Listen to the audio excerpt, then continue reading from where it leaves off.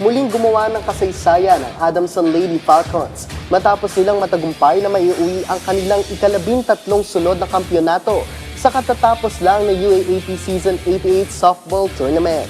Ang kabuuang detalye sa ulat ni teammate Bernadette Tinoy. Hindi lang isa kundi 13 titulong inukit ng Adamson University sa katatapos na UAAP Season 88 Women's Softball Tournament. Pinagtibay ng Lady Falcons ang kanilang dinastiya matapos talunin ng University of the Philippines sa dominanteng score na 5-0 na ginanap sa Rizal Memorial Baseball Stadium. Ayon kay Ana Santiago, head coach na Adamson, hindi naging madali ang kanilang game match kontra Fighting Maroons dahil nakita nila ang determinasyon ng kalaban na hindi nagpatinag hanggang sa huling inning.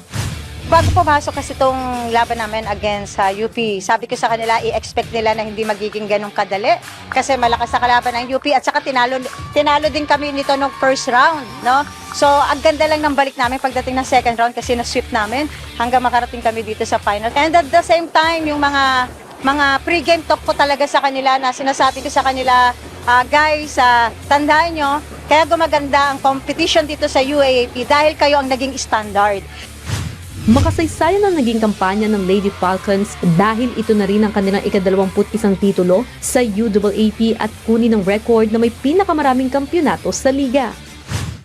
Imagine, in 13 years, iba-iba na rin yung mga player na yan. I'm so grateful lang na kapag may nawawala, may nag-i-step up mula doon sa team B ko. And at the same time, it shows yung Adamson Softball teams, kasi tayo dito, no? You became champion once, back-to-back, Grand Slam. Then after that, because you're losing players, hindi ka na magcha-champion. But you see, the program at Adamson, that's developmental. Sa pagtatapos ng laro, formal ding inanunsyo mga graduating students ng Falcons tulad ng veteran senior pitcher na si Glory Alonso. Hindi lang siya nagpakitang gilas sa laban, kundi inangkin pa ang finals MVP.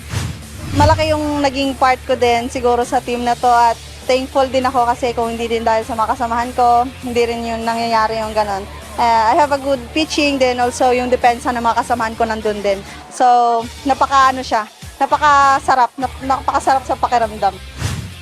Wala pang ibinigay ng detalye si Glory kung anong landas ang tatahakin niya pagtapos ng karera niya sa UAAP, pero ibinahagi niya ang mga natutunan niya sa nasabing larangan.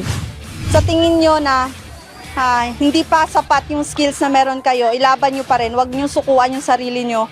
Kasi at the end of the day, wala kayo ibang sasandalan kundi sarili nyo lang. Hanggat may buhay, may pag-asa ika nga nila.